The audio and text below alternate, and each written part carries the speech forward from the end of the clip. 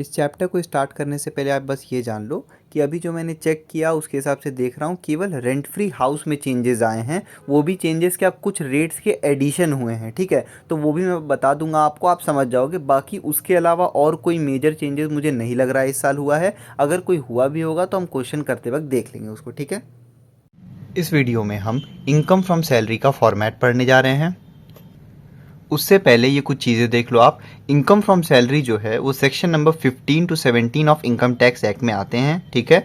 Assessee word कहीं भी use होगा तो असेसी का मतलब होता है पर्सन हु पे टैक्स। तो आपको किसी भी असेसी का टैक्स कैलकुलेट करने के लिए देगा कि इनकम फ्रॉम सैलरी में टैक्सेबल इनकम फ्रॉम सैलरी कितना है, आप कैलकुलेट करिए, ठीक है। दो चीज़ें आपको ध्यान रखनी है, एक होता है प्रीवियस ईयर, एक होता है असेसमेंट ईयर, ठीक। असेसमेंट ईयर से मतलब है जो अभी करंट ईयर चल रहा है, लेकिन अब करंट ईयर अभी जैसे 2024 चल रहा है, लेकिन अकाउंटिंग ईयर डिफरेंट चलता है। अकाउंटिंग ईयर 1 अप्रैल को स्टार्ट होता है और नेक्स्ट ईयर 31 मार्च को जाके ख़त्म होता है। तो अभी जो करंट असेसमेंट ईयर चल रहा है वो है 2024 to 25, ठीक है। इसमें मतलब कहाँ से कहाँ तक का समय आ गया, इसमें आ गया आपका 1 अप्रैल 2024 टू 31 मार्च 2025 तक का जो समय है वो आपका अभी करंट असेसमेंट ईयर है जो अभी चल रहा है, ठीक है। अब वैसे ही प्रीवियस ईयर जो जस्ट इससे पहले वाला ईयर था, ठीक है। तो अभी 2024-25 के लिए प्रीवियस ईयर क्या हो गया, 23-24। कहने का मतलब 1 अप्रैल 2023 से लेकर 31 मार्च 2024 तक का जो समय है वो प्रीवियस ईयर है, ठीक। ये आपको क्यों जानना पड़ा, देखो आपको क्वेश्चन में बोल देगा compute the taxable income from salary for the assessment year 2024-25। अब आप असेसमेंट ईयर 24-25 देखोगे, लेकिन 24-25 में जो कैलकुलेशन होता है ना वो 23-24 का होता है। कहने का मतलब जब भी आपको बोलेगा इस साल कि compute the taxable salary under 2024-25, ठीक है, तो इसका मतलब कहने का है कि 2023 to 2024 में जितना भी इनकम इन्होंने अर्न किया है उस पे टैक्स जो लगेगा ना वो इस ईयर में लगेगा, ठीक है। असेसमेंट ईयर में हमेशा प्रीवियस ईयर में कमाई हुई इनकम पर टैक्स लगता है, ठीक है। तो वही हम कैलकुलेट करते हैं और असेसमेंट ईयर में वो लाके दिखा देते हैं, ठीक है। फॉर्मेट देखते हैं हम इनकम फ्रॉम सैलरी का। सबसे पहले हम लिखेंगे computation of taxable income from salary, फिर जो भी असेसमेंट ईयर चल रहा होगा, जैसे अभी चल रहा है 2024-25 तो आप लिखना फॉर द असेसमेंट ईयर 2024-25, ठीक है।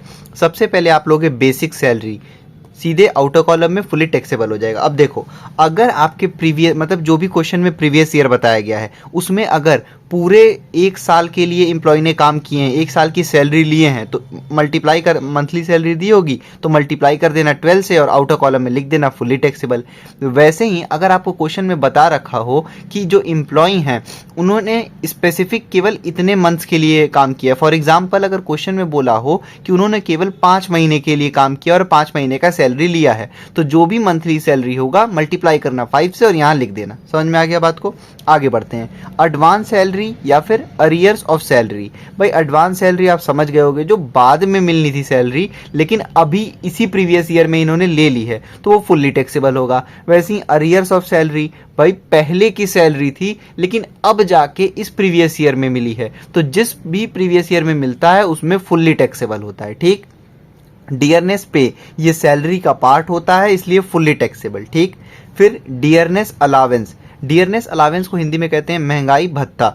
इन्फ्लेशन यानी कि महंगाई से लड़ने के लिए एम्प्लॉयर जो है एम्प्लॉय को कुछ अमाउंट देता है डियरनेस अलावेंस के तौर पे, तो वो फुल्ली टैक्सेबल होता है, आउटर कॉलम में लिख देना, ठीक। फिर बोनस, भाई किसी भी स्पेशल ओकेजन पे मिला हो या फिर ऐसे मिला हो बोनस एम्प्लॉय को तो फुल्ली टैक्सेबल, कमीशन मिला हो एम्प्लॉय को तो फुल्ली टैक्सेबल, ठीक। अब आते हैं अलावेंस। भाई देखो अलावेंस दो तरीके के होते हैं, एक होता है फुल्ली टैक्सेबल अलावेंस, एक होता है पार्टली टैक्सेबल अलावेंस। भाई फुल्ली टैक्सेबल अलावेंस जैसे ही आपको क्वेश्चन में दिखे आप सीधे सीधे आउटर कॉलम में लिख दोगे और वो टैक्सेबल रहेगा। फुल्ली टैक्सेबल अलावेंस के कुछ एग्जांपल यहाँ लिख दे रहा हूँ, बाकी हम लोग क्वेश्चन करते करते सीख लेंगे।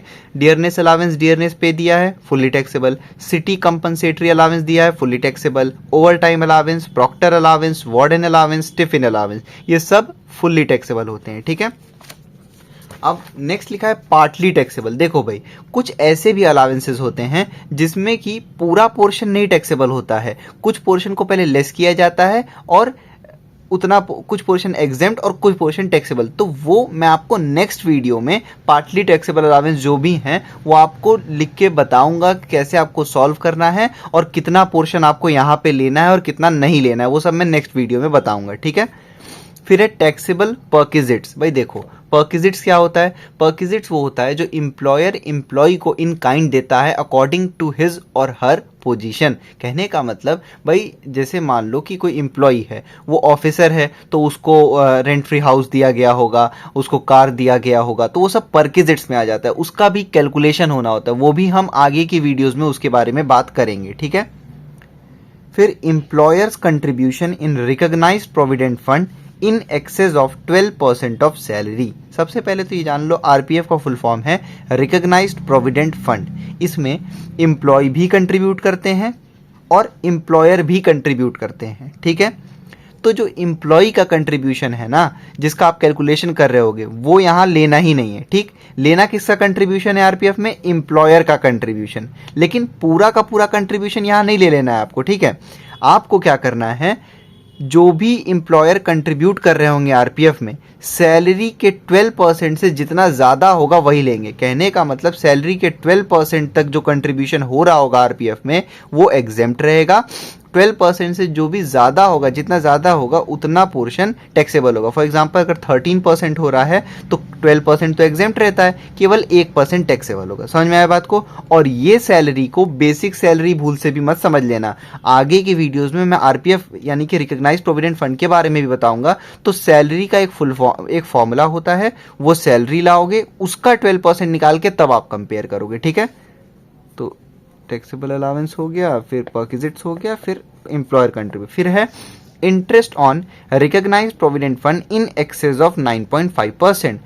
भाई देखो, रिकॉग्नाइज्ड प्रोविडेंट फंड का अगर इंटरेस्ट होगा, दिया होगा क्वेश्चन में, तो फिर वो लेना है आपको, लेकिन 9.5% तक एग्जेम्प्ट रहेगा। 9.5% से जितना ज़्यादा रहेगा केवल वही पोर्शन टैक्सेबल होगा। कहने का मतलब मान लो क्वेश्चन में 10.5% दिया गया है, तो 9.5 तक तो एग्जेम्प्ट रहता है, केवल 1% वहाँ पे टैक्सेबल हो जाएगा। समझ में आ गया? ये सब भी आगे कैलकुलेट करना बताऊँगा।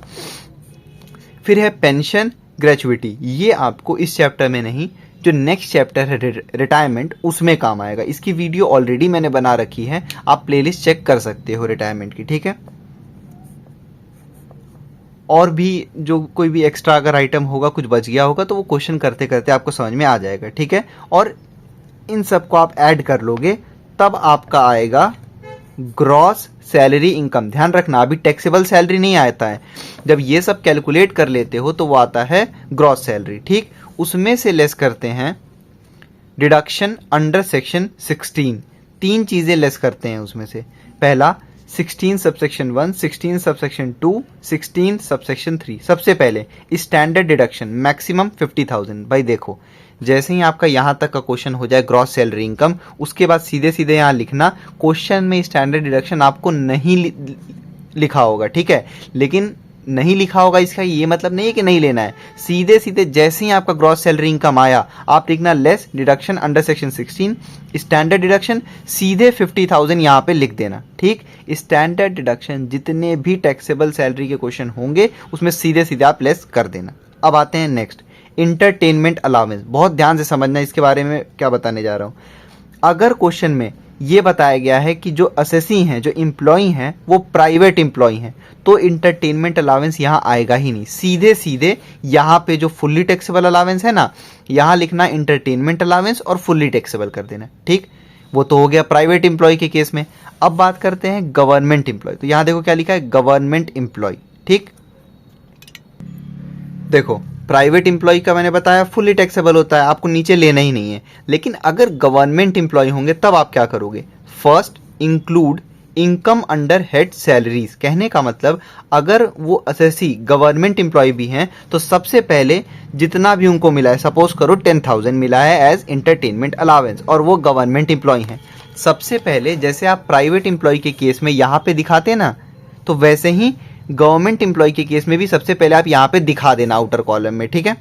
उसके बाद क्या करोगे, उसके बाद यहाँ वाले सेक्शन में आ जाओगे, यहाँ पे लेस डिडक्शन अंडर सेक्शन 16 में यहाँ लिखोगे सेकंड पॉइंट में इंटरटेनमेंट अलावेंस, और ये तीन चीज़ों को अलग से नोट्स में कंपेयर करोगे। वो क्या है, सबसे पहले लिखना ₹5,000 पर एनम, उसके बाद 1/5 of basic salary per annum. ध्यान रखना यहाँ बेसिक सैलरी सीधे सीधे ये जो बेसिक सैलरी यहाँ लिखे होगे आप यहाँ पे, उसी की बात कर रहा है, तो 1/5 ऑफ बेसिक सैलरी। और तीसरा एक्चुअल इंटरटेनमेंट अलाउंस का जो अमाउंट रिसीव हुआ है वो। तो इन तीनों अमाउंट को आप कंपेयर करना, जो भी इन तीनों में से लेसर अमाउंट होगा उसको आप यहाँ पे लिख देना, ठीक है। तो स्टैंडर्ड डिडक्शन हो गया, जो कि हमेशा ही आपको 50,000 अभी लेस करना है, अभी इस असेसमेंट ईयर तक तो यही है, आगे अगर नेक्स्ट ईयर से चेंज होता है तो पता नहीं, अभी तक यही है। फिर इंटरटेनमेंट अलाउंस, ठीक है। फिर है प्रोफेशनल टैक्स, अगर क्वेश्चन में दे रखा है तो वो भी लेस होगा, ठीक है। इस पे भी कुछ लिमिट होता है, वो क्वेश्चन करेंगे तब हम देख लेंगे, ठीक है। तो आप ग्रॉस सैलरी में से ये तीनों लेस करोगे, तब आपका आ जाएगा टैक्सेबल इनकम फ्रॉम सैलरी। अब अगर आप स्क्रीनशॉट लेना चाहो तो आप ले सकते हो, पहले आप यहाँ ग्रॉस सैलरी इनकम तक ले लो, अब ये टैक्सेबल तक ले लो आप। इस वीडियो को 1-2 बार आप देख लो, उसके बाद 2 से 3 बार इसको रिवाइज कर लेना इस फॉर्मेट को। उसके बाद आप जब भी इनकम फ्रॉम सैलरी क्वेश्चन करोगे एटलीस्ट आपके माइंड में एक फॉर्मेट बना रहेगा, तो उससे बहुत ईजी हो जाएगा क्वेश्चन सॉल्व करना, ठीक।